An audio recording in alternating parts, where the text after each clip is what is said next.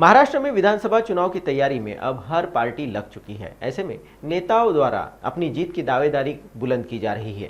नेता हसन मुशर्रफ भी अपनी ताल ठोकते हुए अपनी जीत की प्रति आश्वस्त दिखाई दे रहे हैं। वो मुंबई में पत्रकारों से बात कर रहे थे। आपण सगळ्यांनी बघितलं असेल की जवळजवळ 20,000 लोक माझ्या मतदारसंघातील अनेक वर्षापासून मुंबईचे रहिवासी झाले आणि दर विधानसभेच्या निवडणुकीमध्ये आम्ही मुंबईपासून शुभारंभ करतो। आजही आम्ही मुंबईपासून शुभारंभ केलेला आहे। वाटतं येत्या निवडणुकीत हे मुंबईकर फार मोठं मताधिक्याने मला विजयी करतील याचा मला विश्वास आहे। काय कसं आता आपल्याला माहिती आहे की मी 30 वर्ष पवार साहेबांचं नेतृत्व म्हणून काम केलेलं आहे। अनेक वेळा मी त्यांची परीक्षा दिलेली आहे। खरं आता जो विरोधक आहे गेल्या वेळा त्यांनी भाजपमध्ये प्रवेश केला। गेल्या विधानसभा निवडणूक भाजपच्या विरोधी त्यांनी अपक्ष म्हणून लढवली, त्यावेळा गद्दारी केली।